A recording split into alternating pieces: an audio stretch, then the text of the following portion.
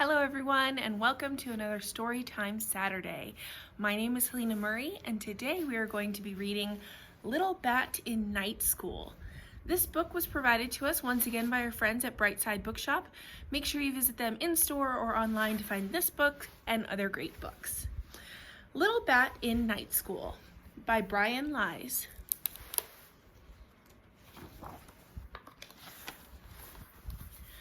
Little Bat was ready. He had everything he needed. Except maybe some patience. When is sunset? Is it time to go yet? How about now? Now? School is going to be so much fun. How about now? I can't wait to meet the other bats. Shh, Mama Bat yawned, awakened for the 100th time. Rest.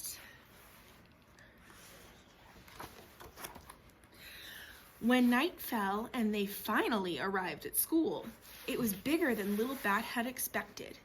Well, hello, the teacher smiled at him. I'm Ms. C. In the classroom, Little Bat saw a pair of raccoons, some owlets, and a ferret.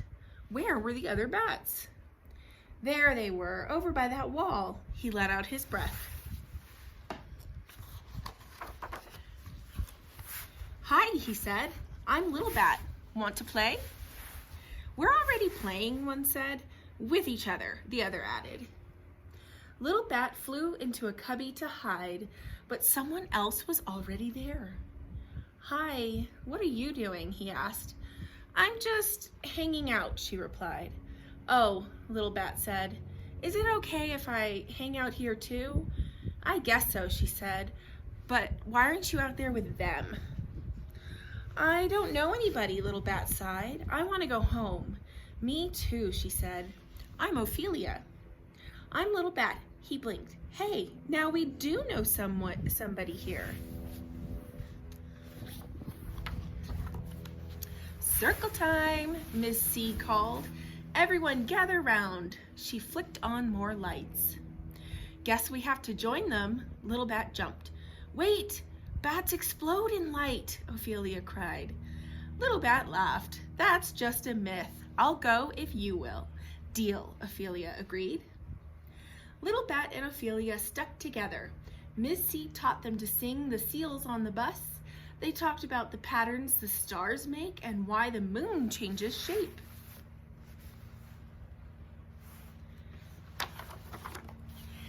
Then it was time for show and tell.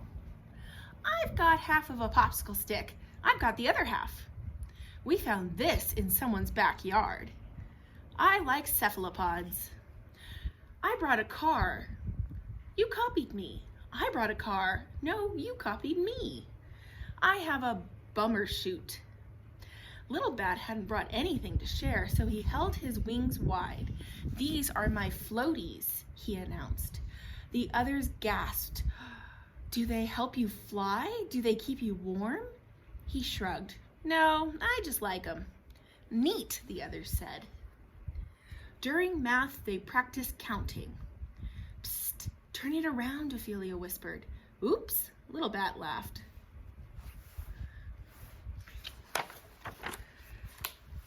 At nap time, everyone found a comfy place to rest.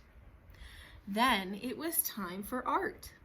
Little Bat threw himself into making prints. He loved the feel of the squishy clay.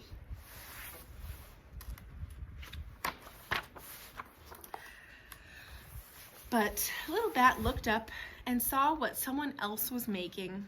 I stink at art, he cried. I quit.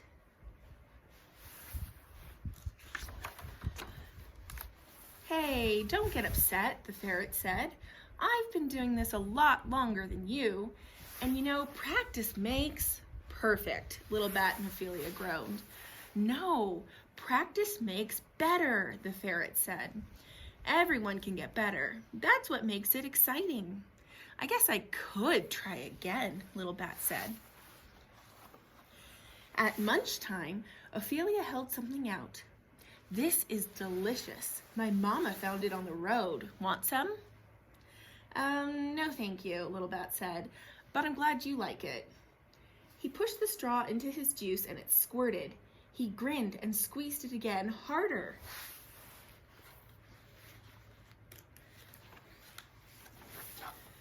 Hey! I'm so sorry, Little Bat cried. I didn't mean for that to happen. Ms. C leaned in. It's kind of you to help clean up, she said. It was kind of funny.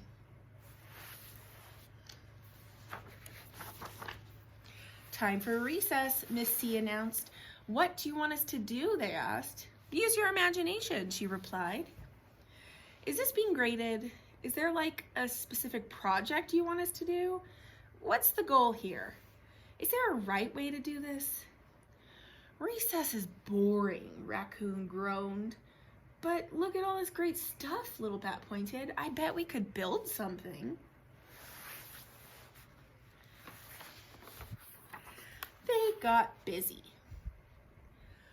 The two other bats came over. Can we help? One started. With what you're making, the other finished. Of course, Little Bat said. Grab something to add.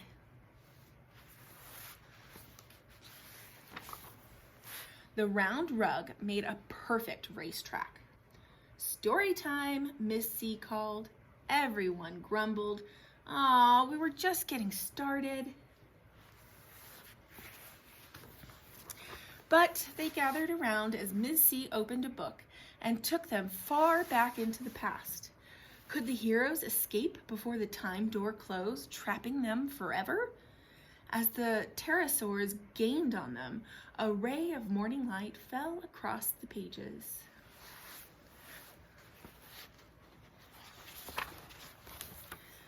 And we'll have to leave it there for now, Ms. C said. No, everyone pleaded, just a little more. Don't worry, the story will wait for us. Ms. C smiled. Time to gather your things. That was a pretty good night after all, Little Bat remarked. Are you coming back again tonight? I will if you do, Ophelia said. Deal, he agreed. Little Bat leapt out into the air, his head buzzing with all he had learned. He couldn't wait to be back in night school. You won't believe what my friends eat. My best friend likes to hang upside down too. There's a song I can teach you. Somebody almost got in trouble for spilling juice. We read the most amazing story. I know all my numbers now. Did you know the moon doesn't actually get skinnier? The end. Thank you so much for joining me for this story. Make sure to check back to see our next story, and feel free to go to Brightside Bookshop to find this book and other great reads. Thanks so much for joining me. Bye.